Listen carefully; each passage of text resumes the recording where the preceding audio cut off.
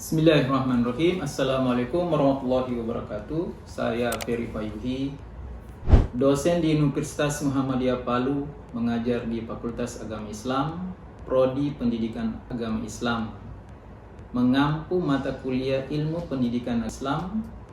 Adapun deskripsi mata kuliah ini adalah membahas secara komprehensif tentang dasar-dasar, konsep dan prinsip pendidikan Islam dalam perspektif keilmuan. Mata kuliah ini memberikan pemahaman mengenai pengertian pendidikan Islam, tujuan, fungsi, dan ruang lingkup, serta menelaah sumber-sumber, metode, pendekatan, dan sistem pendidikan Islam yang relevan sepanjang sejarah hingga era kontemporer. Kemudian mahasiswa juga akan diajak untuk mengkaji pemikiran-pemikiran para tokoh pendidikan baik secara klasik maupun modern, serta menganalisis penerapan nilai-nilai pendidikan Islam dalam konteks pembelajaran dan pembinaan karakter peserta didik di lembaga pendidikan formal maupun non-formal. Adapun capaian pembelajaran lulusan, yang pertama adalah menguasai konsep dasar pendidikan Islam termasuk ruang lingkup, sistem, dan tujuannya secara komprehensif. Yang kedua, menguasai prinsip-prinsip pendidikan Islam baik tarbiyah, ta'lim, dan ta'dib. Yang ketiga, mengetahui hubungan antara pendidikan Islam dengan pendidikan nasional di Indonesia, menguasai struktur dan fungsi komponen-komponen pendidikan Islam, pendidik, peserta didik, kurikulum, metode, media, evaluasi, dan lingkungan. Dan yang terakhir, sebagai capaian pembelajaran lulusan, itu adalah mengetahui sejarah, relevansi, dan kontribusi pendidikan Islam dalam membangun moralitas dan kemajuan bangsa.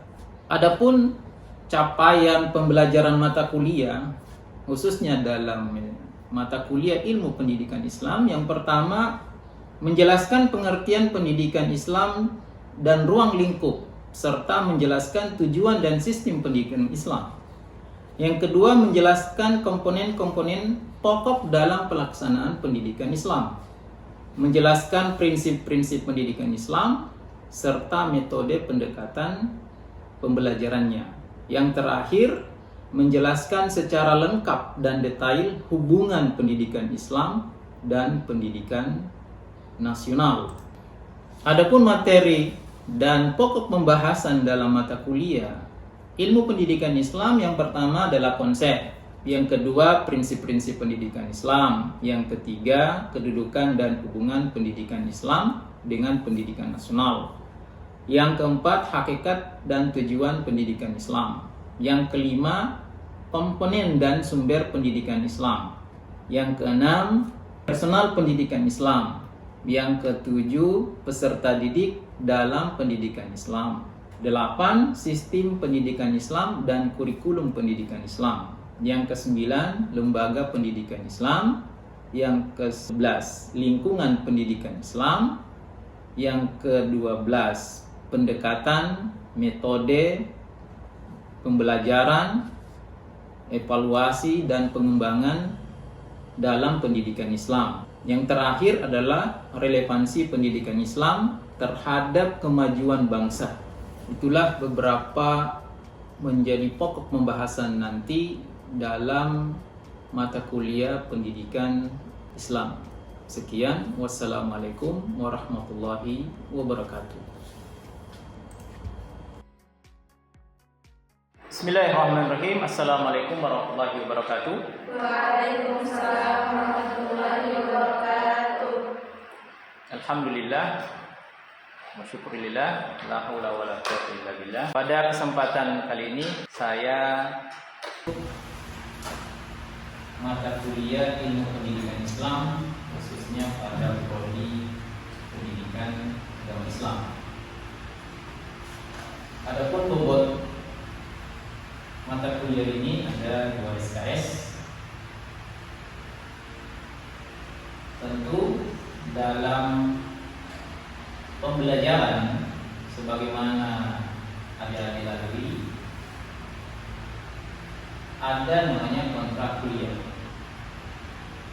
Tujuannya untuk apa? Agar kita punya tanggung jawab, baik mahasiswa dan dosen itu sendiri, sebagai pegangan agar mahasiswa itu konsisten baik dalam pembelajaran dan waktu belajar. Yang pertama yang kita harus pahami di sini adalah kompetensi inti dari mata kuliah itu sendiri. Jadi pada mata kuliah ini mahasiswa belajar tentang definisi, kemudian ruang lingkup dan metode, wawasan kepribadian Muslim, kemudian komponen pelajaran pendidikan Islam, serta prinsip-prinsip dan pendekatannya, problematika dan segi-segi, serta kedudukan dan hubungan pendidikan Islam dengan pendidikan nasional. Yang kedua adalah deskripsi mata kuliah. Tentu kalau Anda mau mempelajari sesuatu, Anda punya gambaran secara umum. Nah, adapun deskripsi secara umum tentang mata kuliah ilmu pendidikan Islam ini, itu adalah mengantarkan mahasiswa untuk memahami pendidikan Islam sebagai sebuah sistem.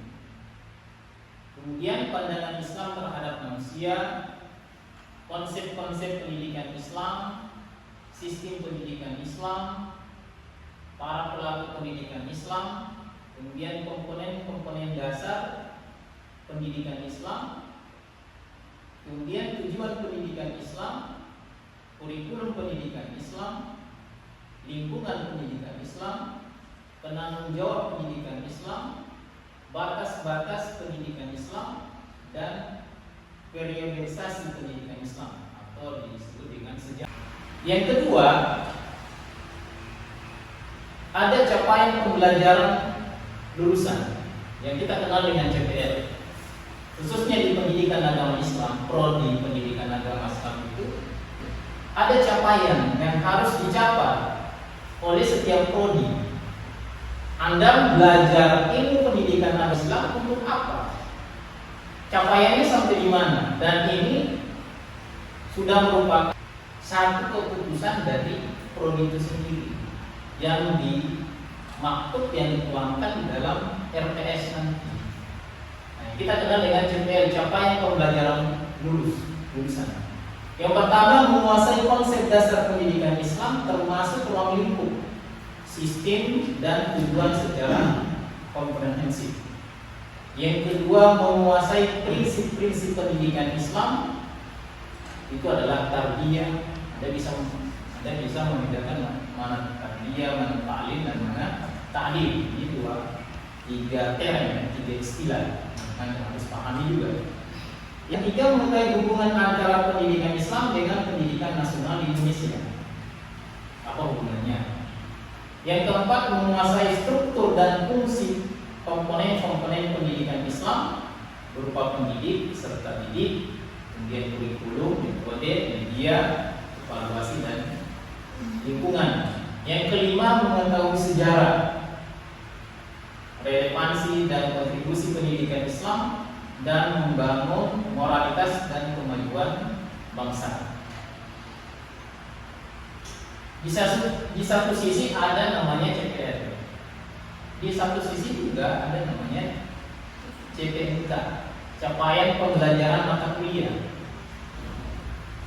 Di dalam CPNK itu prodi, kemudian itu capaiannya sampai di mana.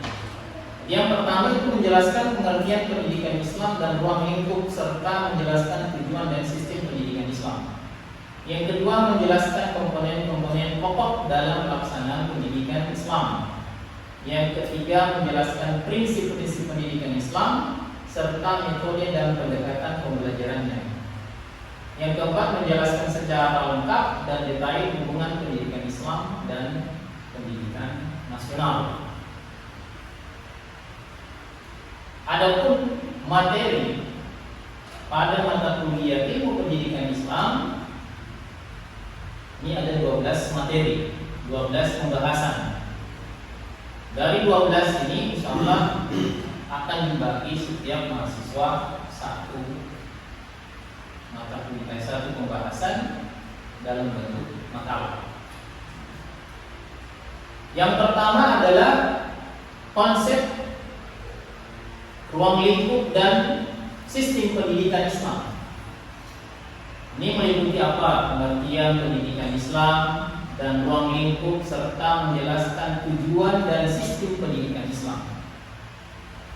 Yang kedua adalah prinsip-prinsip pendidikan Islam, metode, pendekatan, dan evaluasi pembelajarannya. Yang ketiga, kedudukan dan hubungan pendidikan Islam dengan pendidikan nasional. Yang keempat, hakikat dan tujuan pendidikan Islam itu adalah tarbiyah, ta'lim, dan ta'lim. Yang kelima, komponen dan sumber pendidikan Islam. Pendidikan dalam pendidikan Islam itu adalah peserta didik dalam pendidikan Islam, tujuan dan kurikulum pendidikan Islam, kemudian alat atau sarana pendidikan Islam, lingkungan pendidikan Islam. Yang keenam, personal pendidikan Islam itu meliputi pendidik dalam perspektif pendidikan Islam. Kemudian proses belajar mengajar, evaluasi dalam pendidikan Islam.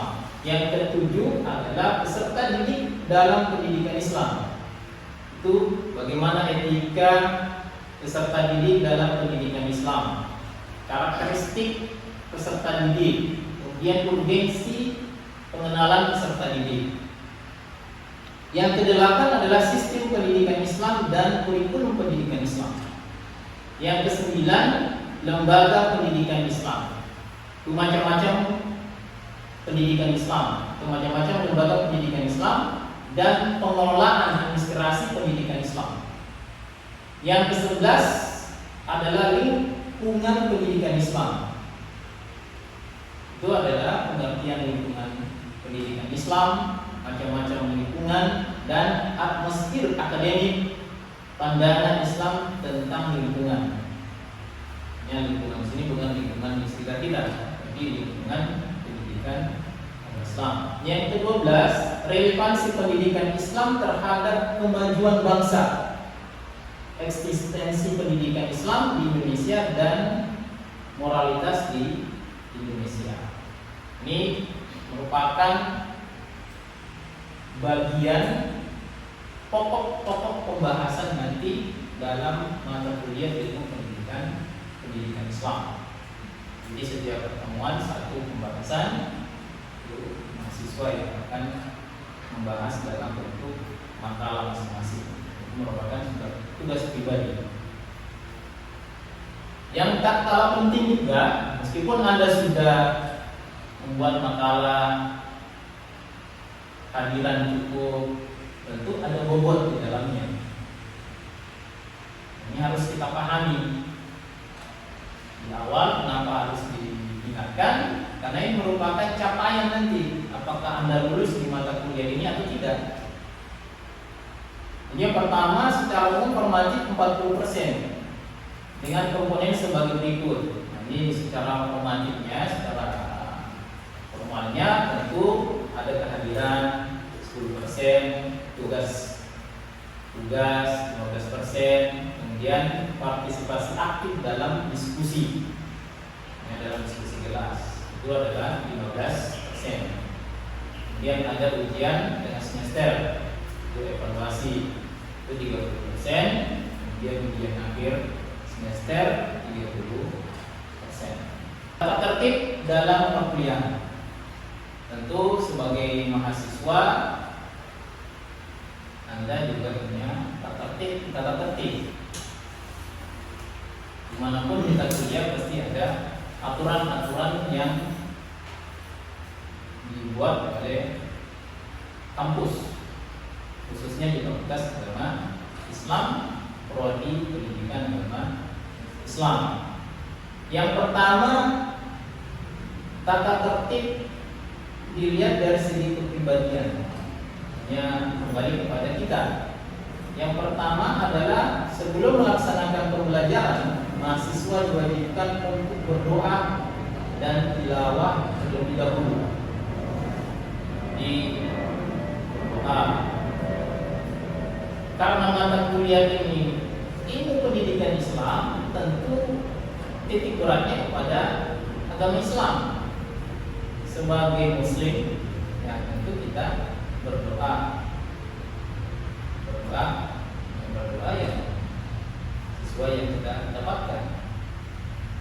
Yang kedua adalah berpakaian sopan, rapi serta bersepatu dan tidak diperkenankan memakai kaos oblong, sarung, sandal, celana atau baju yang sobek, rambut panjang atau bercat, anting-anting, kalung, gelang khusus laki-laki dan tampil. Ini perlu diperhatikan bagi laki-laki. Kalau untuk wanita ya wajib. Yang mana wajib? Yang tentu tampil yang wajib. Yang kedua, mahasiswa. Ini kelompok mahasiswa. Mahasiswa dilarang plagiasi dalam menulis dan mengerjakan tugas makalah. Ini aturannya. Yang kedua, mahasiswa membuat makalah sesuai tema dan judul kesepakatan awal.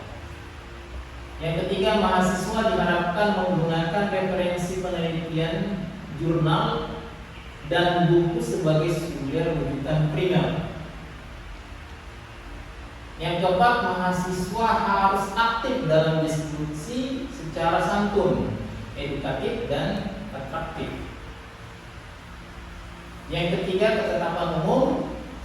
Ini presensi, mahasiswa diwajibkan hadir dalam perkuliahan sesuai dengan ketentuan, itu minimal 80% dari jadwal tatap muka.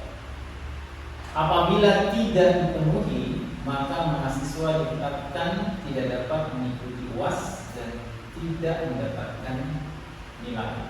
Keaktifan, mahasiswa dituntut untuk memberikan kontribusi secara aktif saat sesi presentasi dan diskusi kelas, dan bertanggung jawab untuk mendapatkan pemahaman rinci, mengajukan pertanyaan sebagai partisipasi dengan membaca materi bacaan yang telah direkomendasikan oleh dosen pengampu. Ujian tengah semester dilakukan pada pertemuan ke-7 dari keseluruhan total pertemuan. UTS dalam bentuk ujian tertulis di mana materi yang diujikan adalah materi dari pertemuan 1 hingga 6. Adapun UAS dilakukan pada pertemuan ke-16 dari keseluruhan total pertemuan. UAS dalam bentuk ujian tertulis di mana materi yang diujikan adalah keseluruhannya materi dari pertemuan pertama hingga pertemuan terakhir. Baik, ada pertanyaan tentang kontrak kuliah ini?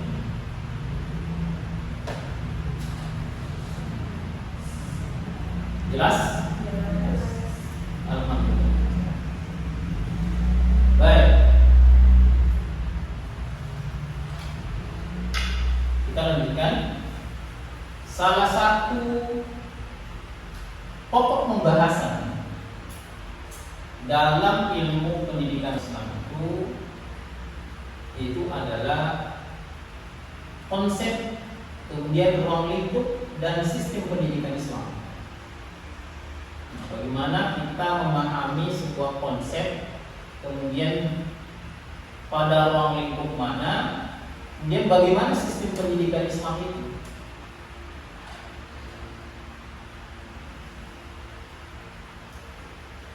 Yang pertama adalah pengertian pendidikan Islam.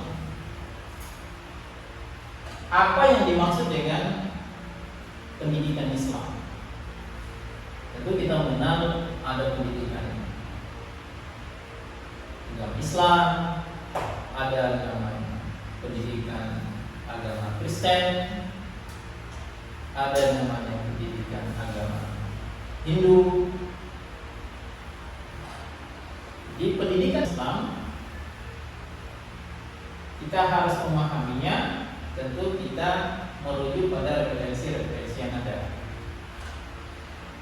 Jadi pendidikan Islam adalah proses pembinaan dan pengembangan seluruh potensi manusia, baik akal, jasmani maupun rohani, berdasarkan ajaran Islam, dengan tujuan membentuk pribadi muslim yang taat kepada Allah Subhanahu wa taala, berilmu, berakhlak mulia, serta mampu berkontribusi positif di tengah masyarakat.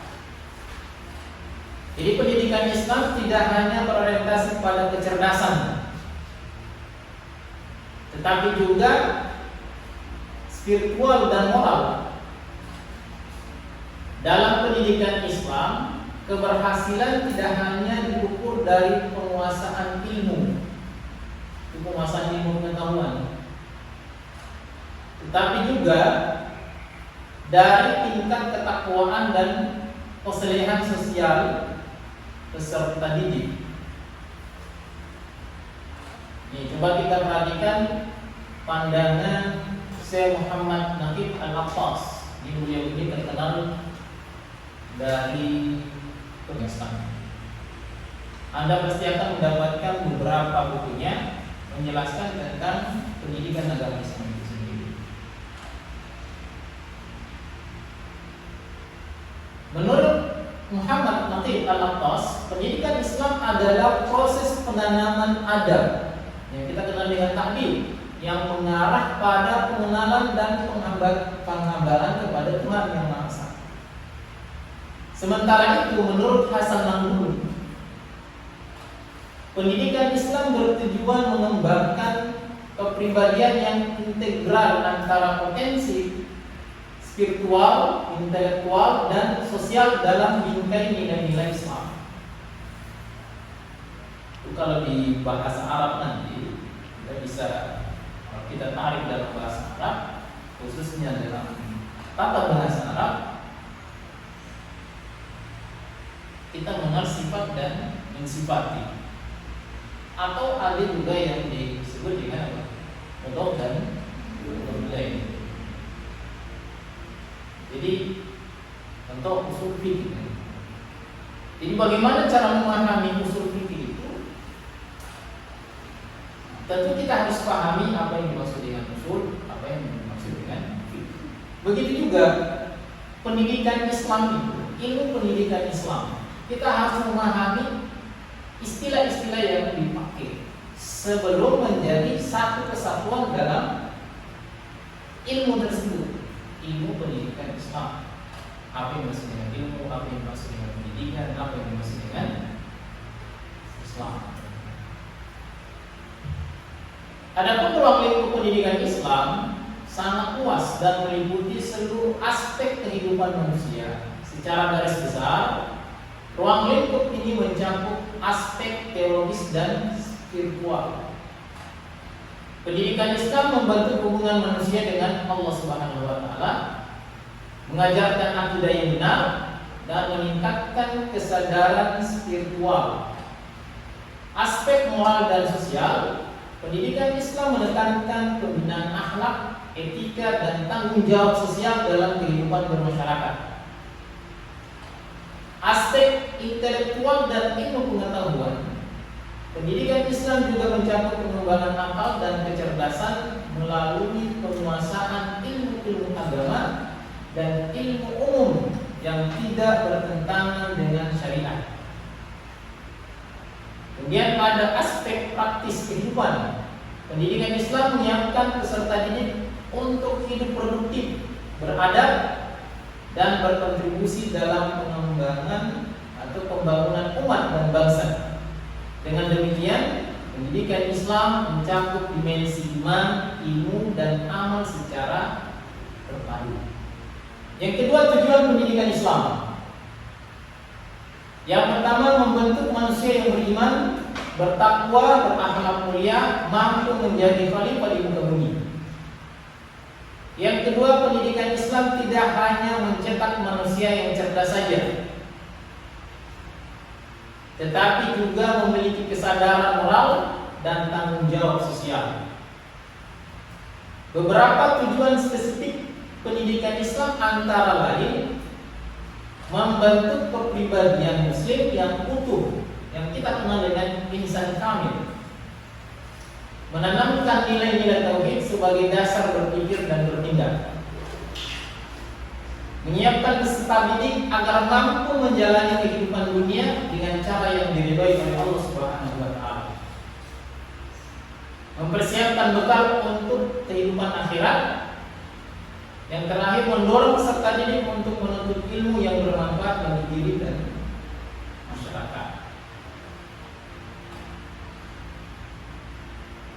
Adapun sistem pendidikan Islam, jadi sistem pendidikan Islam merupakan suatu tatanan menyeluruh yang mencakup unsur-unsur yang saling berhubungan dalam penyelenggaraan pendidikan. Adapun komponen utama dalam sistem ini meliputi: pertama, tujuan pendidikan. Ini tujuan pendidikan, tujuan akhir adalah pengabdian kepada Allah Subhanahu wa taala dan pembentukan pribadi muslim yang utuh.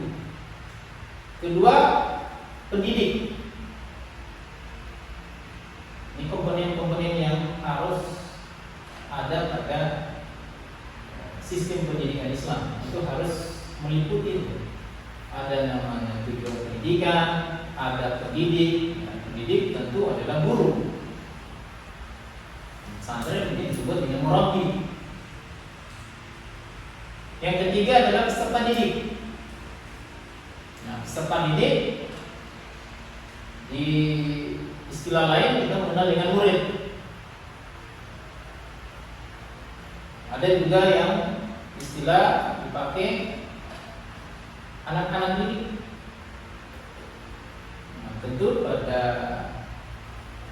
zaman sekarang lebih banyak digunakan istilah peserta didik. Yang keempat adalah materi pendidikan.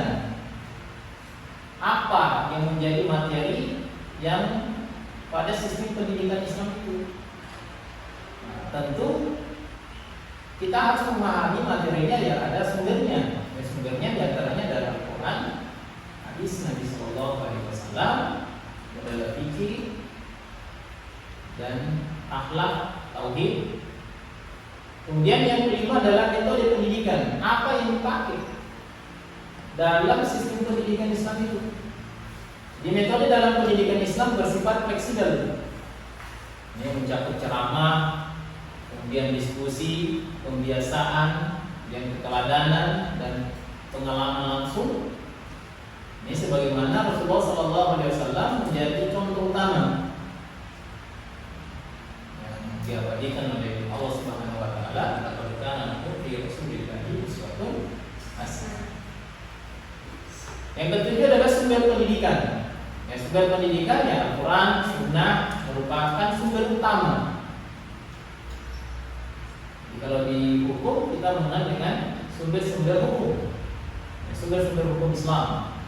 Di dalam dunia pendidikan Islam juga ada namanya sumber pendidikan, dan tidak jauh berbeda antara sumber-sumber hukum dengan sumber-sumber pendidikan Islam. Yang mengacu pada dua sumber itu adalah Al-Quran dan hadis Nabi Sallallahu Alaihi Wasallam. Ada pertanyaan?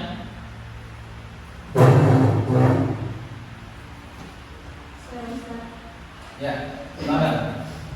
Baik, terima kasih atas kesempatan yang diberikan kepada saya. Yang saya mau tanyakan di sini, Ustaz, apa perbedaan antara ilmu pendidikan Islam dengan ilmu pendidikan nasional atau ilmu yang lainnya? Terima kasih. Baik. Terima kasih atas pertanyaannya. pertama kita harus memahami dulu apa saja komponen-komponen yang terdapat pada pendidikan Islam, ilmu pendidikan agama dengan pendidikan nasional. Ada beberapa yang dirumuskan dari beberapa referensi. Di antaranya aspeknya, baik aspek pendidikan Islam dan pendidikan nasional itu sendiri. Jadi yang pertama adalah aspek tujuan. Aspek tujuan pendidikan Islam itu adalah apa? Mengantarkan peserta didik menjadi insan yang bertakwa, berakhlak mulia serta mengabdi kepada Allah Subhanahu wa taala. Adapun aspek pendidikan nasional membentuk warga negara yang beriman, bertakwa, berakhlak mulia, cerdas, mandiri dan demokratis. Ini sesuai dengan undang-undang. Aspek yang kedua adalah landasan filosofisnya. Pendidikan agama Islam berpusat pada Allah Subhanahu wa taala, berasal dari wahyu dan hadis Nabi sallallahu alaihi wasallam. Adapun pendidikan nasional itu berdasar pada Pancasila dan Undang-Undang 1945 serta nilai-nilai kebangsaan. Aspek ketiga adalah sumber ajarannya. Tentu pendidikan Islam sebagaimana yang dijelaskan tadi, sumbernya adalah Al-Quran, hadis, ijma, qiyas serta pemikiran ulama dan tradisi Islam. Adapun pendidikan nasional, ilmu pengetahuan umum, kemudian filsafat pendidikan, nilai-nilai budaya dan Pancasila. Yang tidak kalah penting aspeknya itu adalah kurikulum. Kalau pendidikan Islam terintegrasi antara ilmu agama itu berupa tauhid, fiqh, akhlak dengan kepribadian Islami. Adapun pendidikan nasional terpadu antara ilmu pengetahuan umum dan nilai-nilai moral Pancasila. Pendidikan agama hanya salah satu mata pelajaran. Yang kelima yang menjadi perbedaannya adalah pendekatan dan metode. Pendidikan Islam menekankan pada keteladanan yang kita kenal dengan uswah, pembiasaan, takdir. Dari kata ada berikan ta'diban. Kemudian nasihat, al-mau'izah dan ketauhidan. Adapun pendidikan nasional berbasis ilmiah, nasional dan kontekstual, menggunakan pendekatan modern seperti saintifik. Di saintifik itu harus. Kemudian kontur fisik dan tematik. Aspek yang keenam adalah guru, yang kita kenal dengan pendidik. Guru dipandang sebagai murabbi, pendidik rohani dan akhlak, berfungsi menuntun menuju kebaikan dunia akhirat. Adapun pendidikan nasional, guru adalah fasilitator dan pengolah pembelajaran, fokus pada capaian akademik dan keterampilan. Yang ketujuh adalah aspek lembaga. Biasanya dalam dunia pendidikan Islam itu kita mengenal dengan pesantren. Ini lembaganya disebut dengan pesantren. Kemudian ada namanya madrasah, sekolah Islam yang berkembang sekarang, seperti SDIT, sekolah dasar Islam terpadu, SMPT, sekolah menengah pertama Islam padu. Adapun pendidikan Islam, pendidikan nasional diselenggarakan oleh negara dalam bentuk SD, SMP, SMA, SMK, perguruan tinggi negeri dan lainnya. Yang kedelapan adalah orientasi akhir.